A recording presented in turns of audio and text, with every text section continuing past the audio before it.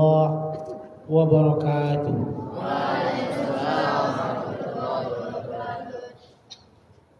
Ramai tapi suaranya tidak menggelegar. Saya saja pun yang baru baik sakit masih menggelegar suara saya. Kamu yang setiap harinya makan enggak menggelegar. Jadi saya doakan kepada kamu yang enggak menjawab salam saya dengan kuat agar kamu insyaallah taala terus jomblo. Alimat jadi pengelatu, panglima lajang tua. Tak kawin-kawin. Ya, jadi jawab salam saya dengan semangat ya. Assalamualaikum warahmatullahi wabarakatuh.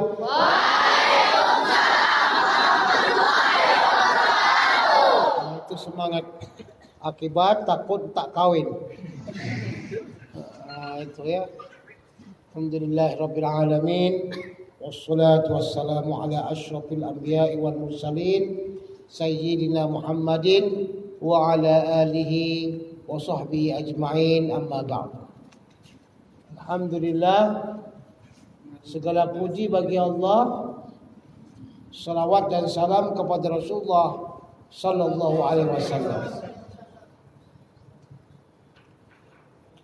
Alhamdulillah Rabbil Alamin, malam ini kita dapat berjumpa kembali satu hadis yang biasanya para ulama sebutkan di kajian-kajian pertama mereka yang kami dengarkan daripada guru kami Syekh Muhammad Sa'ad Badrun Al-Qawqaji Al-Hanafi, dari gurunya Abi Nasr Al-Qawqaji, daripada gurunya atau ayahandanya Syekh Abdul Mahasin Muhammad bin Khalil Al-Qawqaji Al-Hanafi, daripada gurunya Syekh Muhammad bin Ahmad bin Yusuf Al-Bahir, daripada gurunya Al-Hafiz Murtada Az-Zabidi.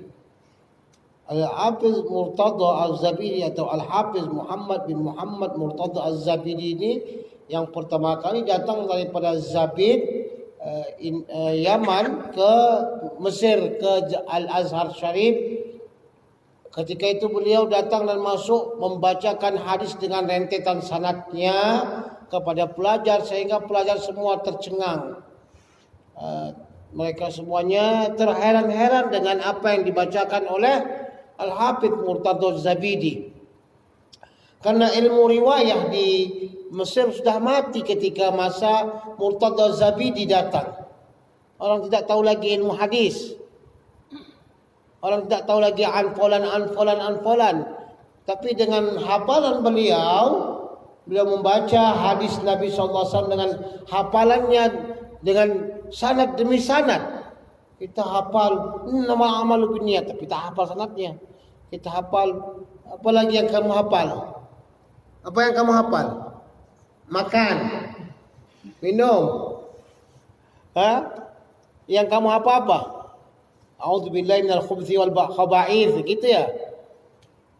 Kita banyak menghafal hadis tapi kita tak menghafal sanadnya.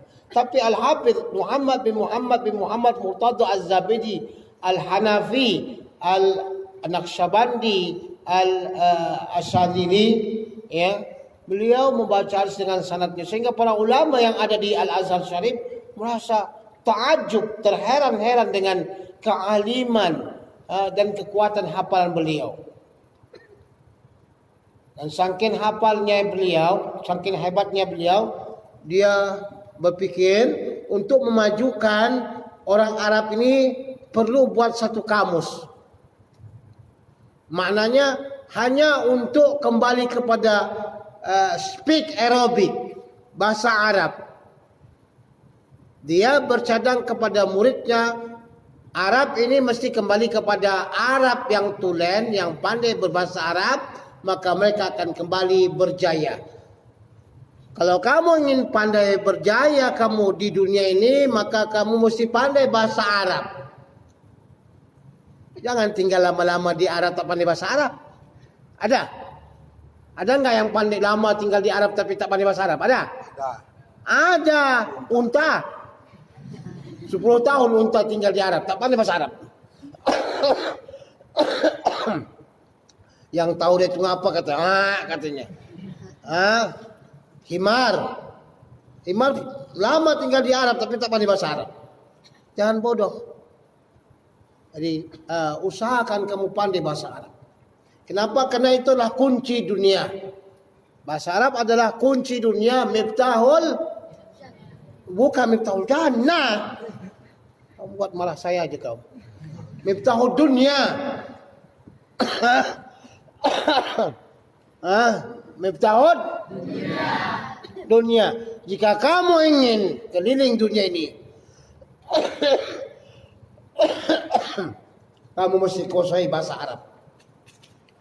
Kamu mesti kuasai bahasa Arab. Saya ingat dulu saya di Jami Azhar. Di Jami Azhar saya bukan orang Arab. Saya ngajar bahasa Arab sama orang Arab. Karena bagi orang Arab yang mengajar itu bukan orang Arab, lebih mudah. Maka sebab itu kamu mesti pandai bahasa Arab. Syekh kami berkata hari Jumat awal pertama kali yang dibuat oleh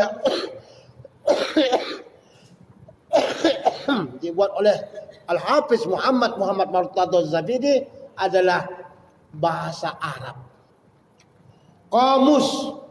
Kamus bahasa Arab Tajul Arus dibuatnya dan dihadiahkan kepada Khalifatul Islam yang ada di Turki.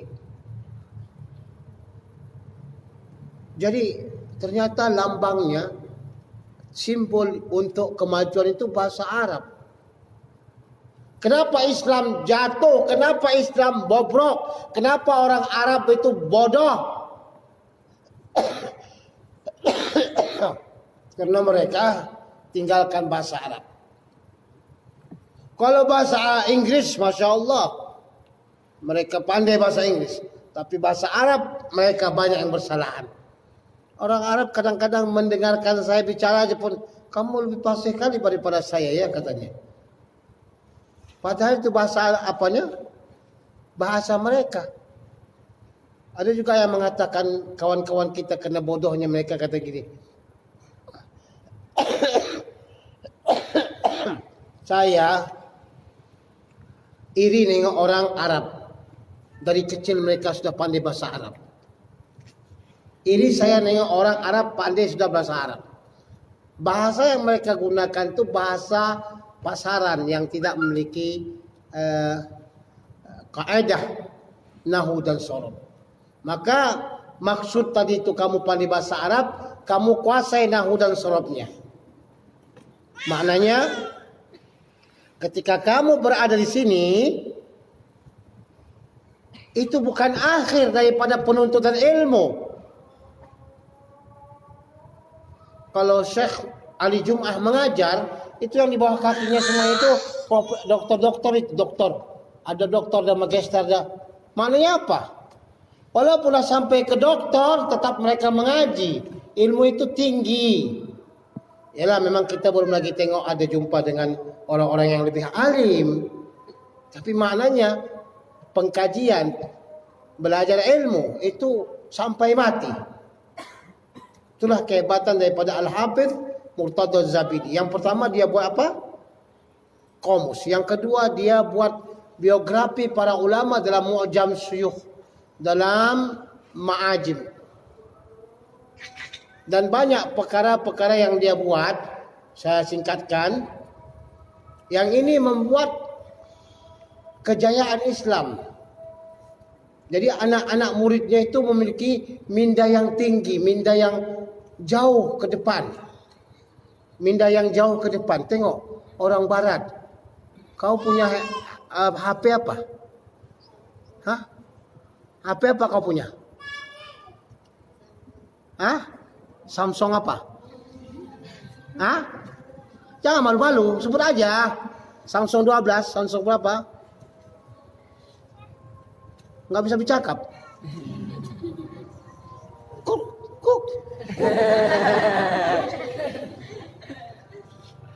Samsung apa? Ah? Itu banci gitu. Kalau banci ngomong gitu ngomong. Kalau laki-laki Samsung 5 gitu umpamanya. Coba. G1. Samsung G1 atau kau malu bilangkan Samsung G1.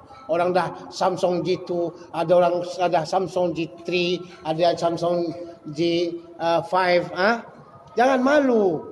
Karena dunia ini kalaupun kau kalah, tak ada masalah. Saya punya handset paling bagus. Mana handset saya?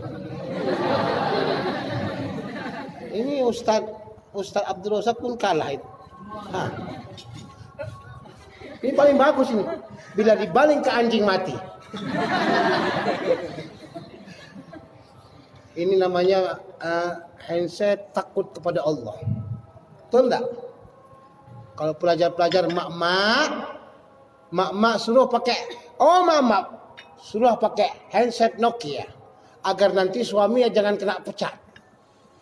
Suaminya jangan kena pecat, ya.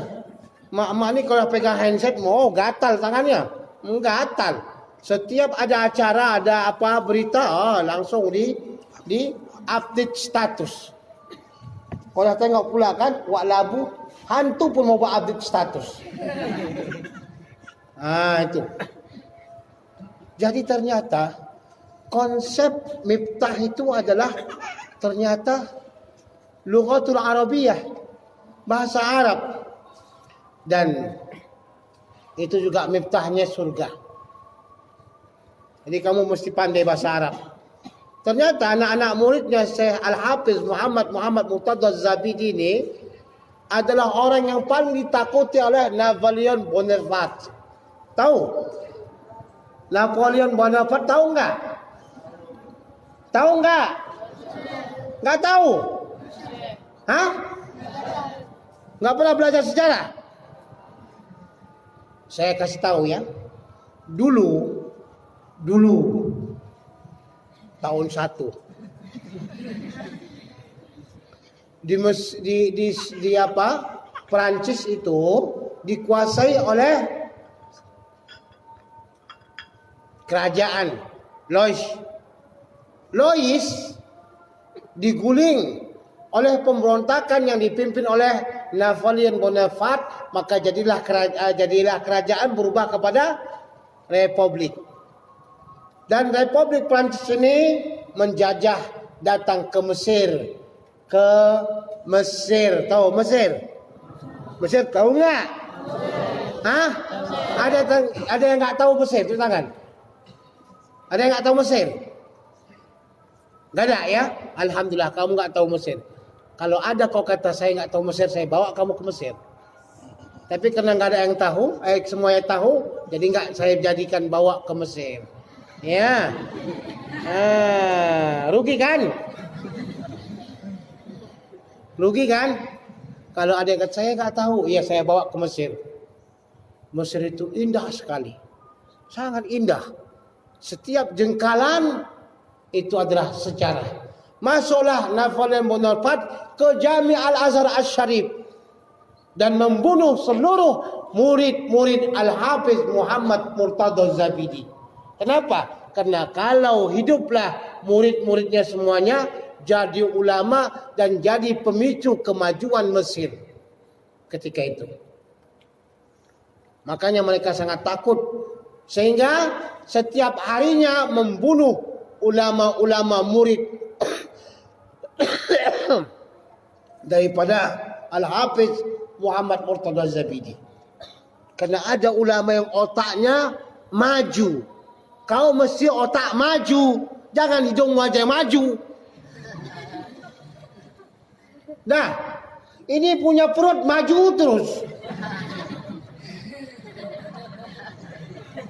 Tapi otaknya didengkul. Ulama yang punya otak maju itu ditakuti oleh orang kafir. Sekali lagi saya katakan, ulama yang punya otak maju itu ditakuti oleh kafir. Kenapa Al-Hafiz Murtada Az-Zabidi punya murid yang ditakuti oleh orang kafir yang namanya Napoleon Bonaparte. Kenal dia itu. Kenapa? Karena dia punya otak yang sangat cemerlang, membuat ini saya bukan main puji-pujian tanpa dasar ya. Kalau kamu di sini atas tarbiyahan daripada abangda kami Abdul Razak, beliau adalah orang yang tegas, orang yang sangat disiplin. Ya, insyaallah kamu akan jadi. Kenapa? Karena saya sudah melihat dari awal dulu di Banjar As-Suja Mustafawiyah. Cara tarbiyah beliau kepada anak-anak murid itu semuanya Masya Allah. InsyaAllah ta'ala biiznillah. Kalau kamu mengikuti apa yang diagendakan oleh abangda kita, InsyaAllah kamu akan jadi ulama. Ya? Jadi Nah, jadi apa? Ulama. Ulama. Kalau ulama tempo duelu gitu. Ulama.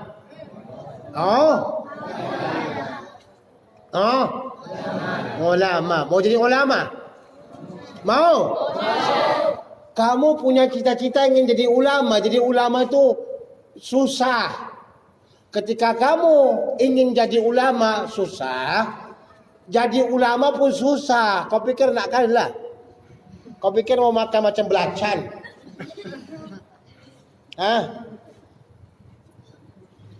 Jadi ulama susah, bukan gak susah. Kenapa? Kamu akan difitnah, kamu akan dikucilkan, kamu akan kena buang dan sebagainya. Ya, sudahlah mati-matian belajar, mau ingin jadi ulama, sudah jadi ulama, mati-matian pula ingin dimati-matikan.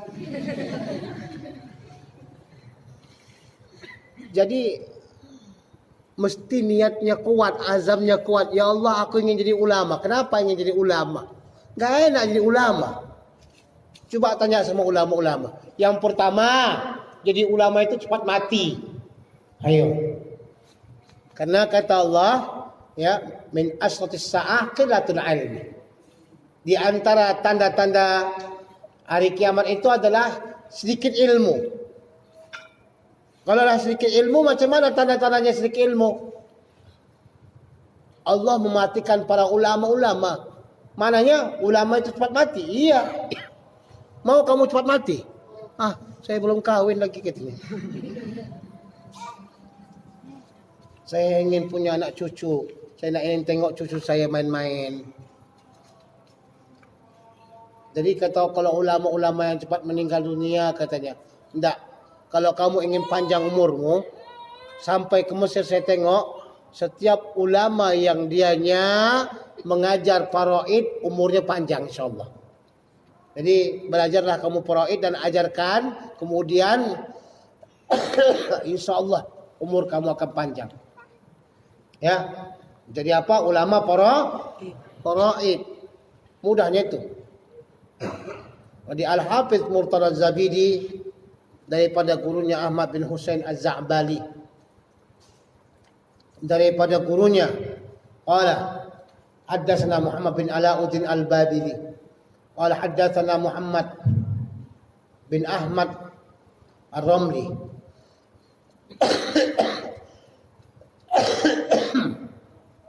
qala haddatsana Al-Hafiz Ibnu Hajar Asqalani. Orang yang terakhir digelar dengan Amirul Mukminin fil hadis. Habis beliau tidak ada lagi yang bergelar Amirul Mukminin fil hadis. Qala akhbarana al-Syekh al-Hafiz al-Burhan Ibrahim bin Ahmad At-Tunuqi al-Ba'li. Qala haddatsana Abu al-Abbas Ahmad bin Abi Talib al-Hajjar. قال حدثنا حسين ابن المبارك الزبيدي الحنبلي الدمشقي قال حدثنا أبو الوقت عبد الأول بن عيسى السجدي الهروي قال حدثنا أبو الحسن عبد الرحمن بن أحمد bin Muzaffar ad-Dawudi. Qala haddatsana Abu Muhammad Abdullah bin Ahmad as-Sarakhsi. Qala haddatsana Muhammad bin Yusuf al-Farabi. Qala haddatsana al-Hafiz Amirul Mu'minin fil hadis Muhammad bin Ismail al-Bukhari. Sampai kepada sanadnya kepada Imam Bukhari Sahibus Sahih atau Sahibul Jami'. Qala al-Bukhari haddatsana al-Humaydi Abdullah bin Jubair. Itu gurunya. Maka para ulama mazhab Sahibut Tawaqat, Tabaqatus Syafi'iyah seperti Imam Tajuddin As-Subki mengatakan Imam Al-Bukhari ini bermazhabkan Syafi'i. Tapi walaupun dia bermazhabkan Syafi'i, beliau termasuk mujtahid. Qala haddatsana Sufyan, yakni Uyainah. Jadi ada Sufyan Uyainah, ada Sufyan Ats-Tsauri. Tapi kebanyakannya yang meriwayatkan itu Sufyan bin Uyainah. Ya. Qala haddatsana Yahya bin Sa'id al-Ansari qala haddatsana Muhammad bin Ibrahim at-Taimi qala haddatsana Ibrahim qala sami'tu Umar ibn Khattab 'ala al-minbar yaqul innamal a'malu binniyat wa innamal likulli imri'in ma nawa. Innamal a'malu binniyat. Sesungguhnya segala alif lam yang ada di situ adalah alif lam istighraq. Segala amal itu perlu dengan niat. Kenapa hadis ini saya baca? Ini hadis yang pertama pertama dalam Bukhari. Karena saya inginkan kamu punya niat yang ikhlas dalam menghafal Quran. Kamu menghafal Quran ini karena Allah, bukan karena yang lain, bukan karena awek, bukan karena cewek. Nah? Asal tengok datang solat maghrib ada perempuan cantik datang ke masjid, kau buatlah jadi imam, suaramu bagus-bagus, ayatnya buat surah Al-Baqarah. Kakek-kakek pingsan di belakang. Al-Baqarah. Kau buatkan suaramu yang merdu tu. Bismillahirrahmanirrahim. Ya Allah. Itu salni namanya, salah niat. Wadduha. Oh, hari ini qiraat apa saya baca? Oh, qiraat Warsh. Oh, qiraat Hafs. Oh, Qalun. Pernah dengar qiraat? Belum pernah. Pernah dengar qiraat? Kamu sekarang baca qiraat apa? Kamu sekarang baca qiraat, ingat ya, kamu baca qiraat Hafs dari riwayat Asim.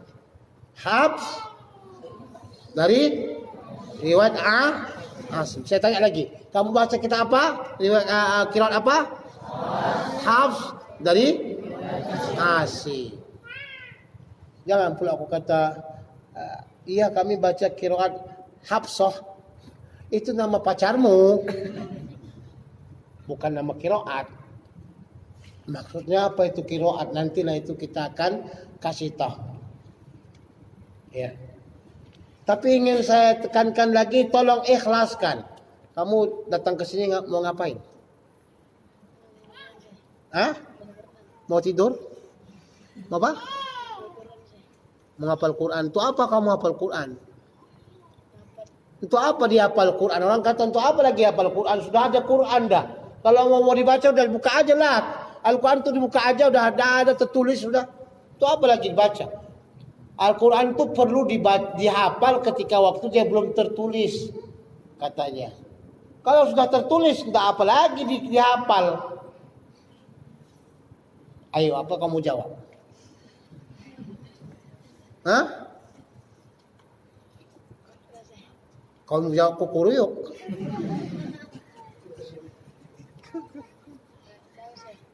Nggak tahu. Nanti pikirkan ya untuk apa. Nah, sekarang ini orang-orang liberal, saya pun tersasul menyebutkannya, orang-orang liberal mencoba mengopak-apik orang-orang yang hafal Quran. Kemarin ada kritikan, untuk apa diberikan kemudahan bagi orang yang hafal Quran masuk ke universiti negeri. Maka itu yang pertama kali kamu perlu niat ikhlas dalam menghafal Quran. Karena yang punya kalam Allah itu siapa? Allah. Kalau kamu ikhlas maka Allah akan bantu kamu untuk menghafal Quran. Kami dulu masih ingat waktu menghafal Quran di Azhar Asy-Syarif. Karena hafalan kami setiap tahun setiap tahun dua. Jadi kalau 4 tahun kami sana semester terakhir itu sudah berapa? 8 kami hafal. Oh, kepala sudah pening itu. Kamu mau ngapal satu hari itu ngapal Quran terus. Yang keluar satu lembar. Perlu ada kekuatan otak. Yang hafal Quran pun banyak yang berjatuhan, tahu? Yang hafal Quran, saya punya kawan hafal Quran, enggak naik. Kenapa? Berarti dia itu juga mesti tahu bagaimana cara menulisnya. Dia memang hafal Quran, dia hafal tapi nulisnya enggak benar. Jadi, kalau kamu sudah betul-betul ikhlas, tahu ikhlas? Tahu enggak? Apa itu? Tidak. Kalau untuk di sini ya, tidak ada tujuan yang lain kecuali untuk Allah Subhanahu wa taala. Bukan karena seorang wanita, bukan karena supaya masuk kepada universitas yang tinggi, bukan untuk dipuji orang. Kamu hafal Quran ya? Masya Allah bang, kamu sudah tampan, hidung mancung, matanya besar, hafal Quran lagi. Ya Allah, engkaulah pilihanku. Engkaulah takdirku. Ya Allah. Datang pula calon mertua, nama calon mertua. Bukan begitu. Ya. Bukan karena dunia, tapi karena akhirat. Agar kita mampu menyampaikan Al-Quran kepada makhluk Allah Subhanahu wa ta'ala. Daripada Utsman bin Affan dalam Sahih Bukhari, Rasulullah bersabda, khairukum man ta'allama al-Qur'an, ay akhyarukum man ta'allama al-Qur'ana wa 'allamahu. Sebaik-baik kamu adalah orang yang belajar Quran. Orang yang belajar Quran. Kamu lah itu. Orang yang belajar Quran, makna belajar Quran dia hafalnya. Dia hafalnya, dipelajarinya. Sebaik-baik kamu mempelajari Quran dan mengajar Quran. Jadi kamu ini orang yang dah baik ini. Kamu dah baik, jangan keluar dari sini. Ada enggak yang kadang-kadang mau keluar dia? Karena sudah pening kepalanya. Dengan berada di sini kamu mampu menjauhkan berbagai macam dosa. Mampu menjauhkan daripada berbagai macam kesibukan dunia, sehingga kamu mampu menjauhkan dari ML. Dari mukamu kamu suka ML, betul lah? Kamu goyang-goyang kepala kamu. Berapa banyak orang sekarang sudah kecanduan ML, betul enggak? Itu dia nengok ke ML nganga dia. Tahu nggak ML? Mobile Legend. Kan tahu dia. Mana dia sekarang ni anak kecil yang nggak tahu ML? Kalau nggak ML dia apa lagi satu lagi? Apa itu? Masya Allah, hafal kali kamu ya. Itulah yang merusakkan kamu kalau kamu nggak berada di sini. Di sini kau pakai handset? Enggak, kan? Mana boleh kalau ada handset, tuan guru kita akan ambil martil. Mampus itu habis. Kau beli 5 juta, menangis kau. Tidak perlu. Jadi terjagalah kamu daripada gila. Kenapa? Karena banyak orang sudah penyakit gila dengan handset ini, tahu? Kalau digunakan dengan yang baik, baik dia. Dia seperti pisau. Kalau digunakan dengan baik, baik dia. Enggak digunakan dengan baik, tak baik dia. Itu makanya kalau nanti kau diberikan mak kau handset atau HP, kau gunakan dengan yang baik-baik saja. Jangan kau main Mobile Legend. Jangan. Itu yang ketawa itu dia lah tu. 25 jam. Ya Allah, kadang-kadang sampai tek matanya pun tak terhilangkannya dia. Ada tek mata setumpuk sini sekilo. Kena sih. Sampai jadi gila dia. Ada yang gila. Kalau kita tengok kita ketawa. Gini aja kita. Tengok tangan. Ada kalau kau tengok kawan kau, tengok kiri kanan kau, ada kawan kau yang gini-gini tangannya itu. Dia itu tuh. Itu gila sikit itu. Kau kawan agak gila kau sikit. Kenapa? Ku tengok tanganmu main gini-gini aja katanya. Berarti dia pemain Mobile Legend. Tapi kalau kamu di sini, kamu akan selamat dari apa? Mobil deh. Kalau kau di sini, kau selamat daripada perempuan. Matamu pun tak tengok perempuan. Kenapa? Ini mata kalau kita tengok kepada yang maksiat, yang haram, tengok perempuan, maka dia akan perlu pakai kacamata. Kau pakai kacamata. Selalu tengok maksiat ya? Astagfirullahalazim. Ini kekurangan makan keret, makan wortel. Kau tengok dia, kau pakai kacamata. Kau lupa ya? Istilah kata orang tengok kain orang aja dia. Lupa kain dia pun bolong. Nah, kamu di sini selamat dengan perempuan. Di medan dia tengok perempuan tak bagus tahu. Pakai skirt atau rok pendek nampak pahanya. Ya Allah Rahman. Bagus enggak tu? Bagus kan? Bagus itu. Tengok. Astagfirullah. Untuk apa ditutup kalau nampak bolong?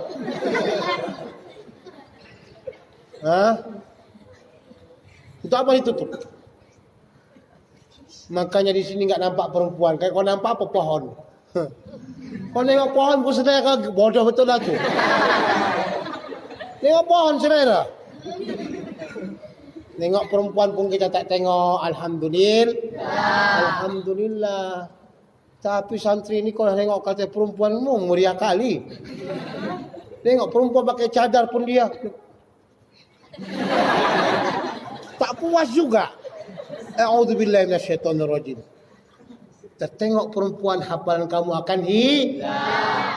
Satu ketika ada Imam Syafi'i berlewat, terlihat, tertengok, namanya tertengok.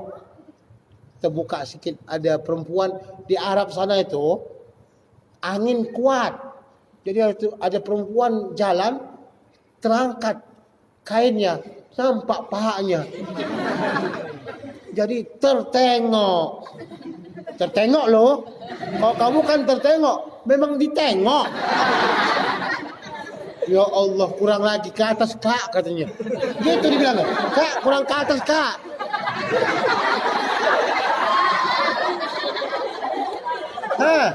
Ini tertengok. Maka hafalannya pun kadang-kadang lupa, kadang-kadang ingat, ditanya sama gurunya. Ya, Waqi'. Makanya Imam Waqi' mengatakan itu hafalan itu apa? Syakautu ila Waqi' an su'il hadzi fa arsyadani bi antarkil ma'asi. Aku mengadu kepada guruku Waqi' tentang hafalanku dan dia mengajarkan bahwasanya agar aku tinggalkan maksiat. Ayo, jangan maksiat kamu sendirian. Kalau sendirian ya Allah, lupa Allah. Lupa semuanya. Sabun mainannya. Baru kemarin beli sabun. Terus sekarang beli sabun. Kenapa ditonyong ya sabunnya itu? Kamu sendirian itu ada Allah. Kalau kamu ingin buat maksiat, ingat Allah. Kamu ketawa kali, berarti suka main sabun ya? Ada Allah. Jangan ditonyoh-tonyoh sabun itu. Kalau lagi sendirian lupa Allah Subhanahu wa taala, astagfirullahalazim.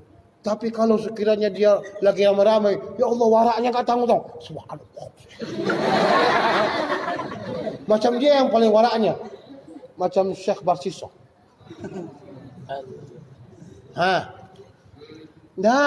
kita itu seperti orang biasa.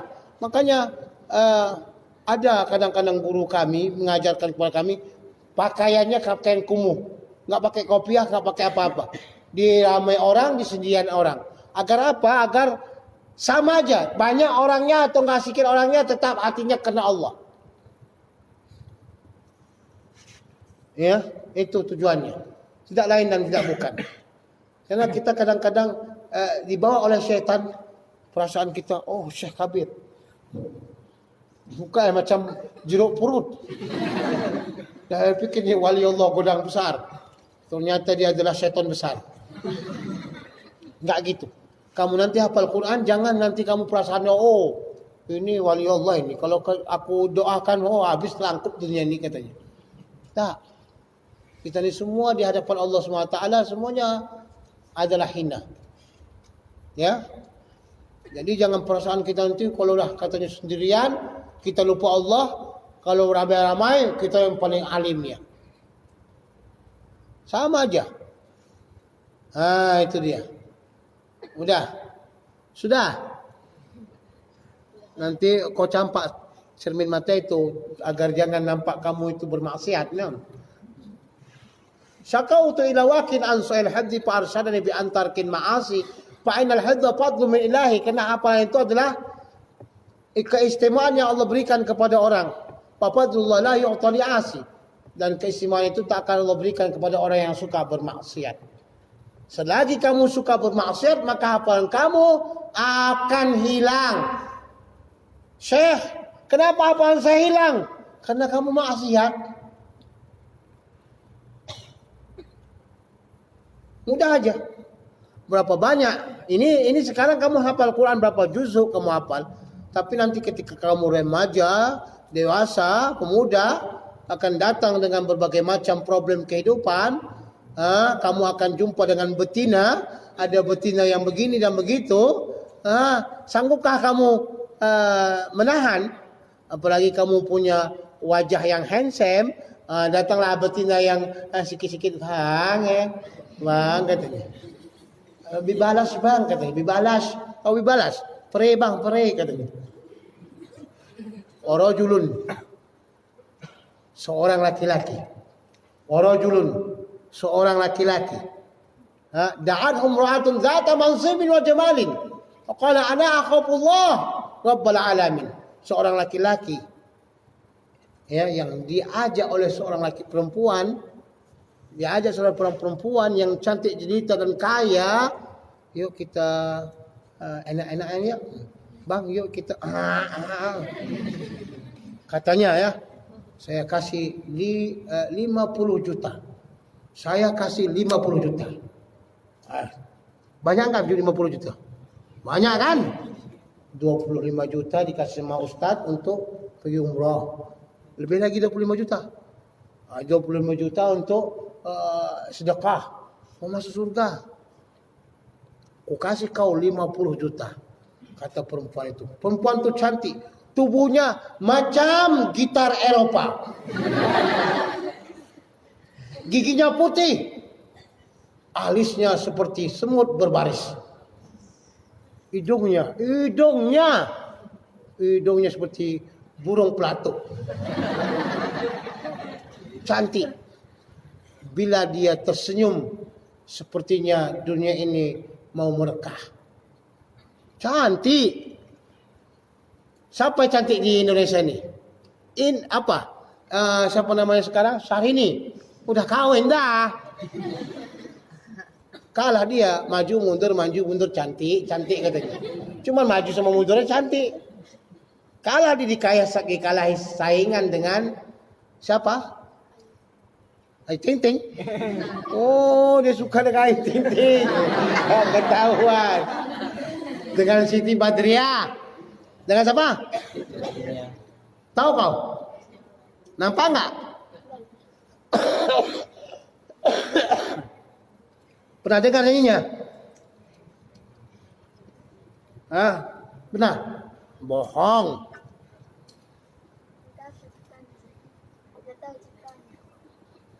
Bukan ciptaannya, nyanyiannya. Sayangku, aku ini lagi cantik, cantik-cantik seperti bidadari, bidadari dari WC.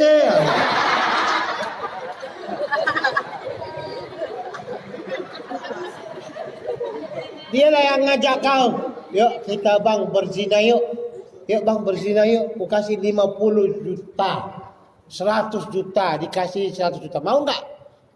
Kau mau?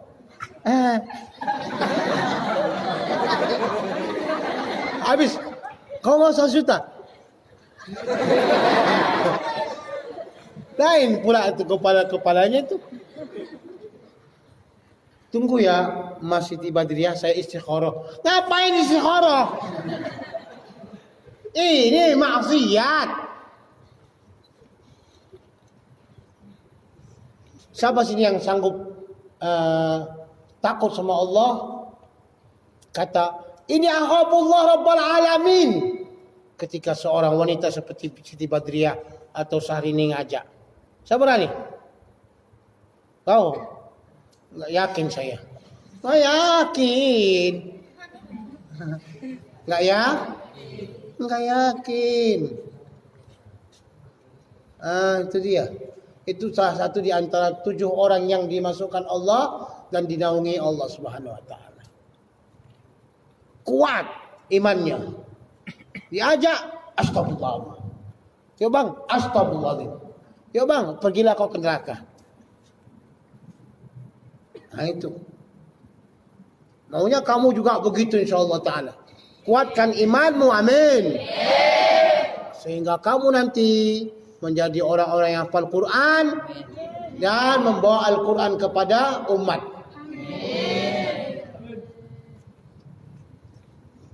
Karena tadi saya katakan, semakin banyak maksiat yang kita laksanakan, semakin lupa. Saya banyak kawan-kawan saya di Malaysia yang menghafal Quran, tapi mereka berlupaan dengan apa yang mereka hafal. Ingat ya, menghafal Quran itu mudah. Mudah. Bukan payah. Tapi mengingat Al-Quran paling payah.